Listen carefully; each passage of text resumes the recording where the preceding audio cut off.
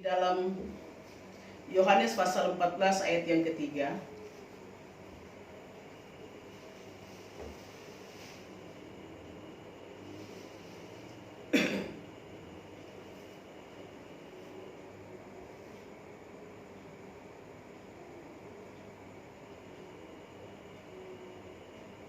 Yohanes pasal 14 ayat yang ketiga.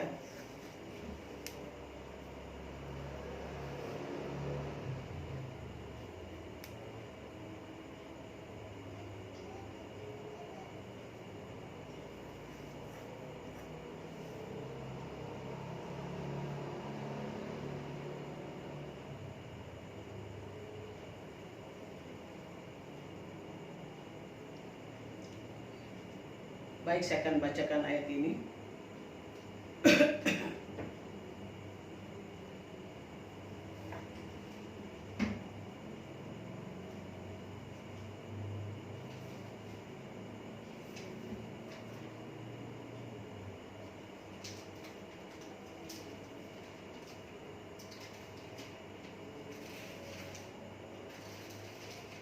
Yohanes pasal 14 ayat yang ketiga.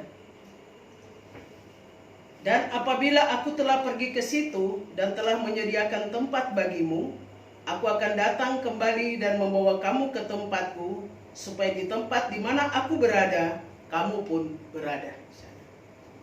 Puji Tuhan, Bapak Ibu sekalian, firman Tuhan saya beri tema malam hari ini, persiapan menantikan kedatangan Yesus.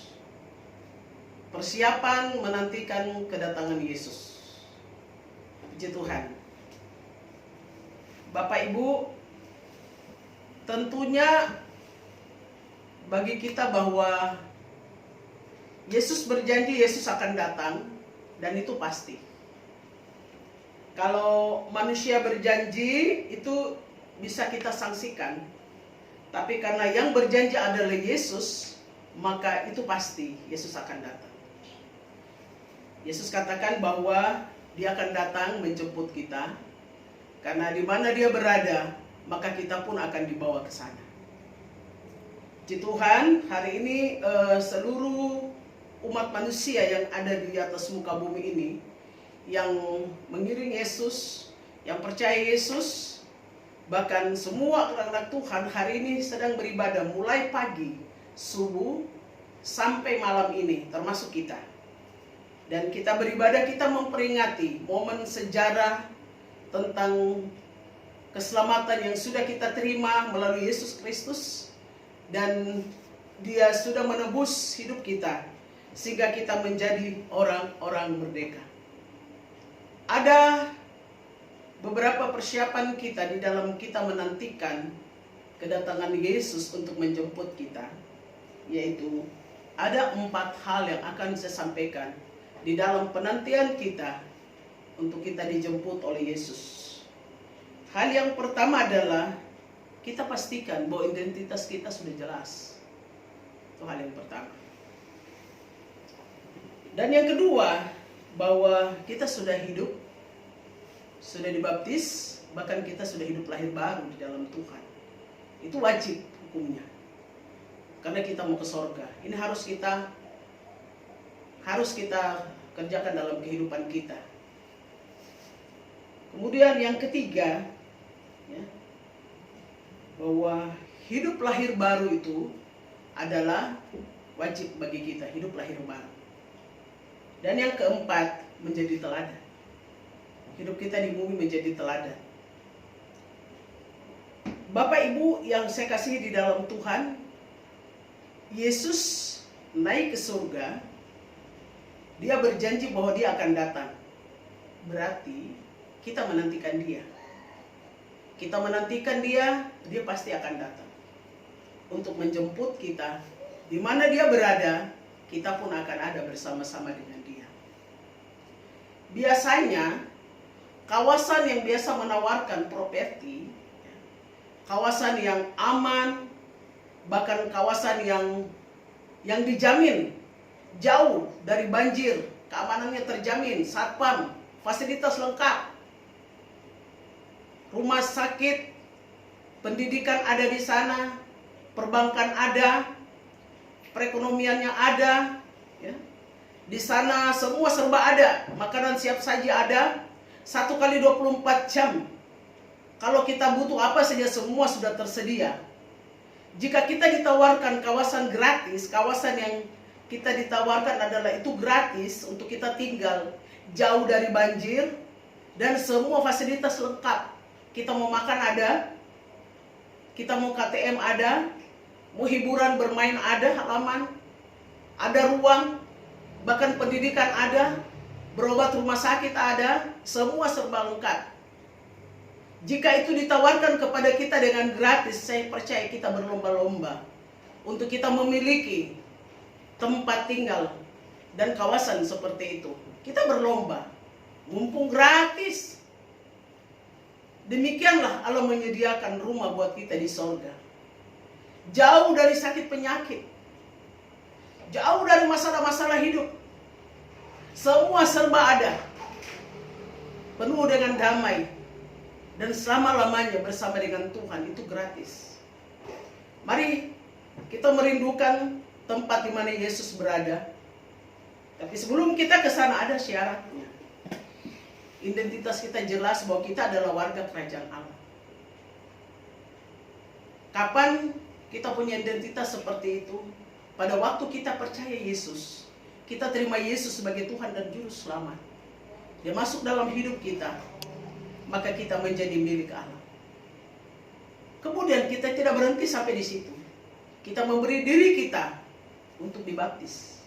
Artinya kita lepaskan hidup kita yang lama, kita terima hidup yang baru. Hidup yang lama itu kita sudah kuburkan melalui baptisan, lalu kita keluar, kita terima. Keluar dari baptisan, nama kita tertulis di dalam buku kehidupan. Surga mengenal kita. Surga mengenal kita. Pada waktu kita masuk di dalam baptisan air, surga mengenal kita. Pada waktu Yesus masuk dalam baptisan air, dibaptis oleh Yohanes di sungai Yordan, langit terbelah dua dan ada suara yang berkata, inilah anakku yang kukasihi, kepadanya lah aku berkenan. Itu identitas kita jelas. Karena kita adalah warga kerajaan Allah. Seringkali orang identik bahwa baptisan selam itu adalah baptisan karismatik. Itu punya Pantekosta. Itu punya GBI. Tidak Bapak Ibu. Itu adalah Alkitabiah. Itu Alkitabiah. Baptisan selam itu adalah Alkitabiah. Ya. Yesus sendiri baptis selam. Kita belajar dari Yesus. Kita belajar dari Yesus. Oleh sebab itu kita dibaptis.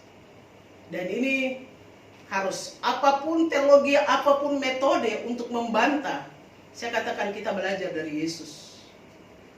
Karena Yesus sudah dibaptis. Oleh sebab itu, kita semua, kita harus pastikan bahwa kita sudah dibaptis. Masuk dalam baptisan selam. Itu tidak bisa kita pungkiri. Karena pada waktu kita dibaptis, nama kita tertulis dalam buku kehidupan. Ada ke surga punya catatan. Surga tidak akan kehilangan jelas catatan pada waktu nama kita tertulis di sana. Kita tinggalkan hidup yang lama. Itu sebabnya saya katakan identitas kita jelas. Dan pertahankan itu. Jangan sampai ditipeks. Karena ada faktor-faktor lain. Masalah-masalah hidup ekonomi, kesulitan. Biasanya banyak orang tukar haknya. Sebagai orang merdeka, sebagai umat ketebusan, banyak dia tukar itu. Saya pastikan buat kita semua, tidak ada yang tukar dengan faktor apapun. Sakit, penyakit, kesulitan, masalah apapun tidak akan ada yang ditukar. Sekali Yesus, tetap Yesus. Karena Yesus katakan, akulah jalan, kebenaran, dan hidup. Identitas kita harus jelas. Karena kita adalah warga kerajaan Allah. Dan orang warga kerajaan Allah, orang yang senang untuk beribadah. Memuji menyembah Tuhan. Karena tempat di mana Yesus berada, itu penuh dengan pujian dan penyembahan. Oleh sebab itu, kita sudah terbiasa memuji menyembah Tuhan. Sehingga ketika kita ke sana, maka kita sudah terbiasa memuji menyembah beribadah kepada Tuhan. Kemudian kita akan masuk pada poin yang berikutnya. Nama kita tertulis di dalam buku kehidupan. Kita masuk pada poin yang berikutnya. Kita lihat di dalam. Mari kita akan buka di dalam kitab Wahyu.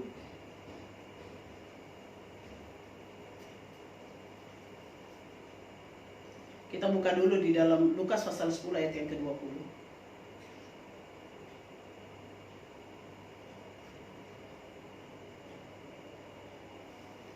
Lukas pasal 10 ayat yang ke-20.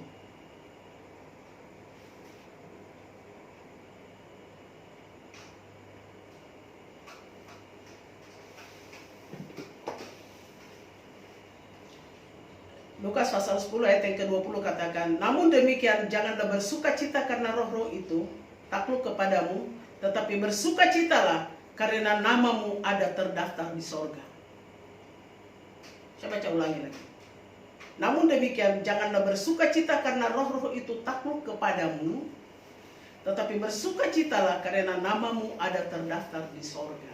Ini dia, nama kita terdaftar di sorga. Itu yang penting. Karena kita warga kerajaan Allah, nama kita terdaftar di sorga. Dan puji Tuhan, saya percaya bahwa ketika nama kita terdaftar di dalam sorga, maka kita dikenal oleh sorga. Itu sebabnya setiap kali kita beribadah, surga memonitor kita.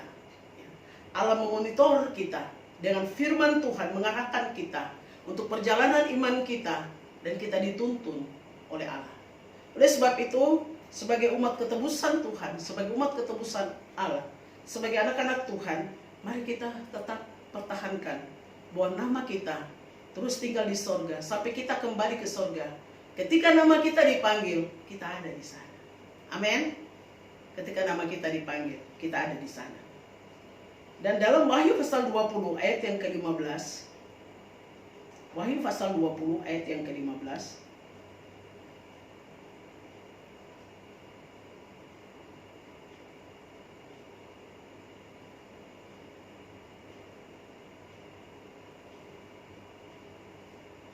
Wahyu pasal 20 ayat yang ke-15.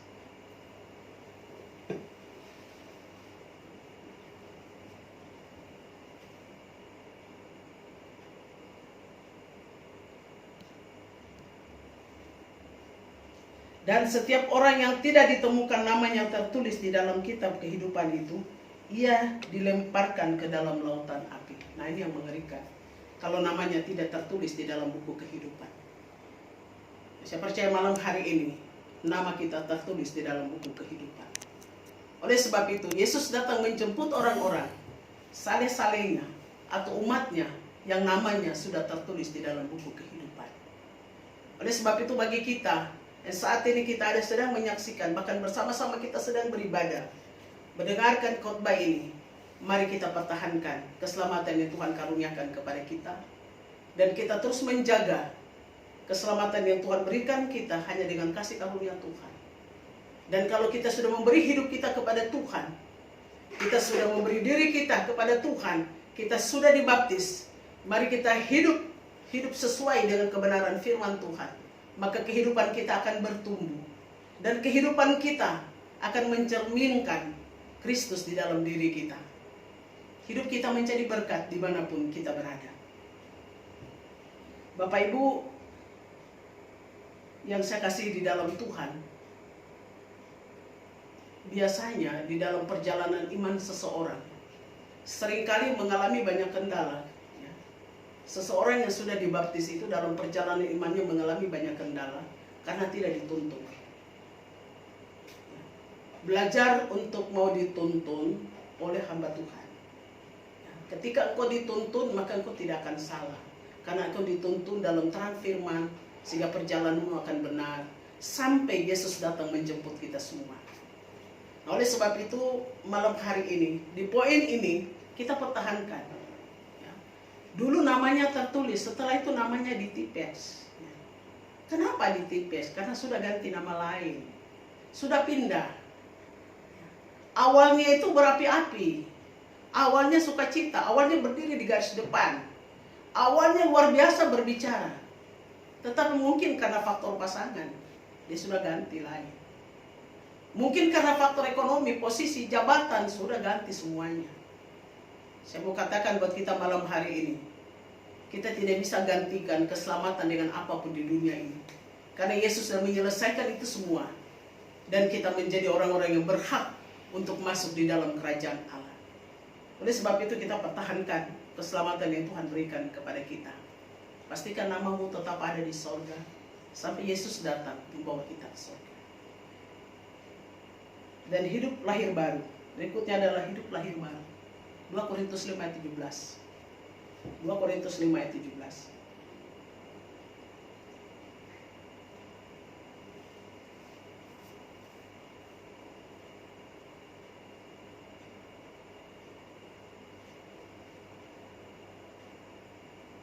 Dua Korintus pasal 5 ayat 17 berkata demikian. Jadi siapa yang ada dalam Kristus, ia adalah ciptaan yang baru. Yang lama sudah berlalu, sesungguhnya yang baru sudah datang. Hidup yang lama kita tinggalkan. Hidup yang baru di dalam Kristus. Artinya perubahan-perubahan itu harus terjadi. Hidup yang lama adalah hidup yang cepat tersinggung. Hidup yang lama adalah hidup yang suka menyimpan, suka dendam, punya kepahitan. Punya kepahitan itu lama. Sulit sekali untuk mengampuni. Sulit memaafkan orang lain jika orang lain sudah bersalah. Cepat iri dengan orang, cemburu. Mudah tersinggung. Suka cemburu, iri hati. Orang lain kalau berhasil suka iri. Suka cemburu. Ini harus kita tinggalkan. Mudah kecewa, mudah putus asa. Ini harus kita tinggalkan. Siapa yang ada dalam Kristus, ia adalah ciptaan yang baru. Harus kita tinggalkan hidup yang lama. Hidup yang lama, hidup yang penuh dendam. Dendam itu kadang-kadang suka wariskan kepada anak-anaknya. Itu tidak boleh. Kalau kita hidup di dalam Kristus, apalagi kita sudah dibaptis, kita tinggalkan hidup yang lama, itu tidak penting. Karena itu akan bertolak belakang dengan firman Tuhan. Dan Tuhan tidak menghendaki hidup yang lama. Hidup yang lama itu suka pukul orang. Kalau masalah itu ringan tangan, cepat. Pukul istri, pukul anak-anak.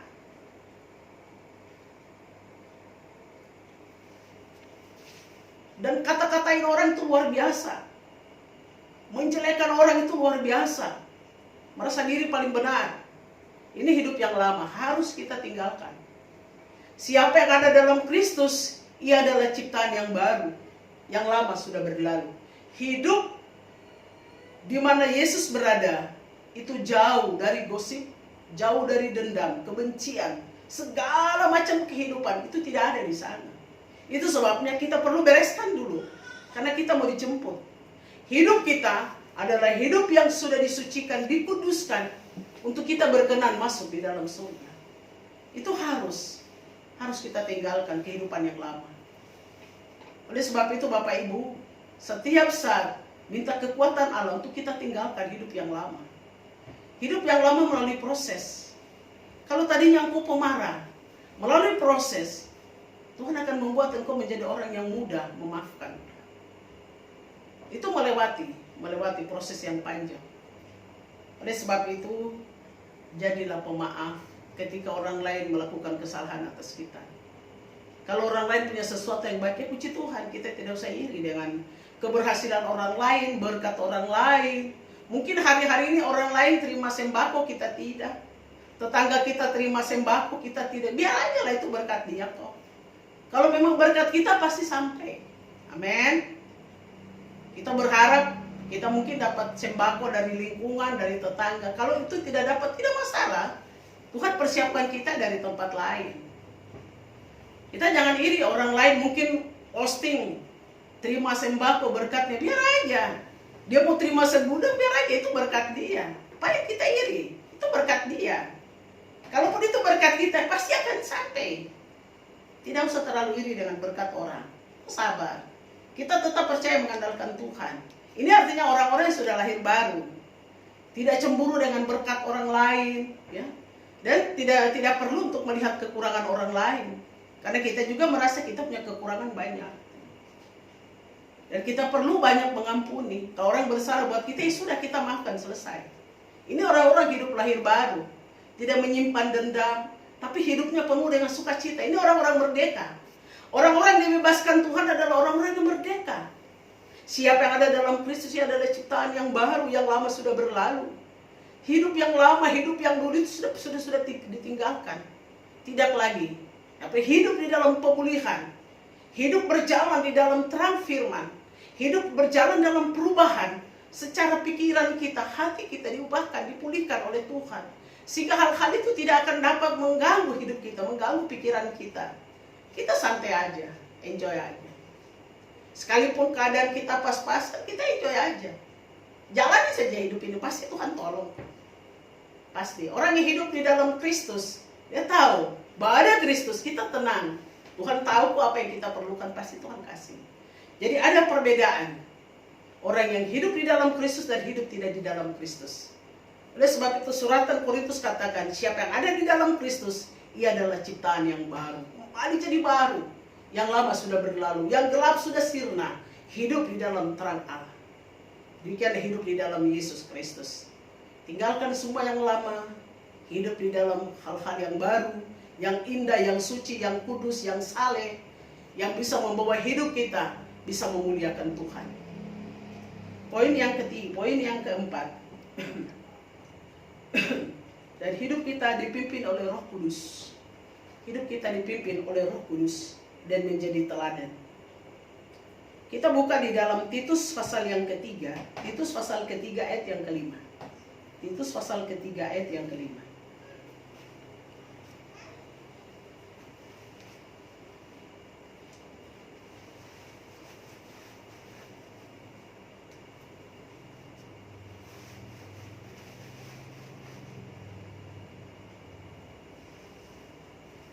Pada waktu Dia telah menyelamatkan kita, bukan karena perbuatan baik yang telah kita lakukan, tetapi karena rahmat-Nya oleh permandian, kelahiran kembali oleh pembaharuan yang dikerjakan oleh Roh Kudus. Puji Tuhan Bapak Ibu. Kita menerima kasih karunia dari Tuhan ketika kita diselamatkan oleh Tuhan. Itu bukan hasil usaha kita, cuma pemberian kasih karunia, cuma-cuma buat kita. Dan kita dipimpin oleh Roh Kudus sebagai penolong dalam hidup kita. Artinya kita butuh penolong, kita ditemani, kita butuh pendamping. Kita dipimpin, kita didampingi untuk kita melewati hari-hari hidup kita. Sebab tanpa pimpinan Roh Kudus, kita tidak akan kuat berjalan dalam kehidupan kita. Kita perlu berjalan dalam pimpinan Tuhan, di dalam tuntunan Roh Kudus, sehingga Roh Kudus mengajari hal-hal yang kita tidak mengerti. Kita dituntun di dalam jalannya Allah. Hal-hal yang kita tidak pahami, kita tidak mengerti, tapi kita akan dibawa oleh Roh Kudus. Dan apa yang kita tidak mengerti, pada akhirnya kita mengerti. Dan apa yang tidak bisa, akan menjadi bisa. Dan apa yang tidak akan ada, akan menjadi ada. Kita dituntun oleh Roh Kudus. Dia berikan kita hikmat, karunia bagi kita. Bahkan Dia berikan kita kekuatan untuk kita bisa berjalan di dalam hari-hari kita dengan Tuhan. Oleh sebab itu, kita perlu dituntun, kita perlu ditemani oleh Roh Kudus di dalam perjalanan iman kita kepada Tuhan. Bapak Ibu yang saya kasih di dalam Tuhan, kita mau minta supaya Roh Kudus menuntun kita, membawa kita di dalam perjalanan iman kita, sehingga di mana Yesus berada, kita akan ada di sana. Kita tetap sabar, kita kuat menantikan, yaitu karena Roh Kudus beserta dengan kita, menemani kita, menuntun kita, mengajari kita, sehingga kita berjalan di dalam tuntunannya. Kemudian hidup kita menjadi teladan.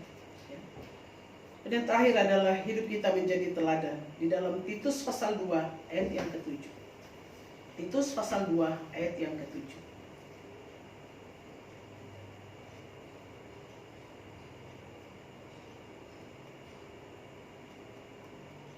Titus pasal 2 ayat yang ke-7.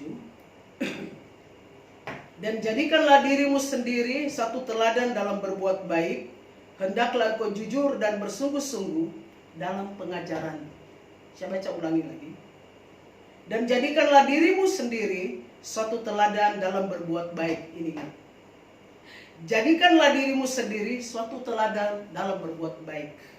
Perbuatan baik itu menjadi teladan. Kita mau katakan apapun kita hebat secara teori, tapi kalau perbuatan baik kita tidak ada, itu juga kosong. Hanya bisa teori, tapi kalau perbuatan baiknya tidak dilihat dengan nyata, itu kosong. Di sini perbuatan baik harus dibarengi, itu jadi teladan. Hendaklah kau jujur dan bersungguh-sungguh dalam pengajaranmu. Jujur dan sungguh-sungguh. Kejujuran, keterbukaan dan kesungguh-sungguhan itu penting. Jadi menjadi teladan, dan orang bukan mendengar teori kita tetapi fakta nyata.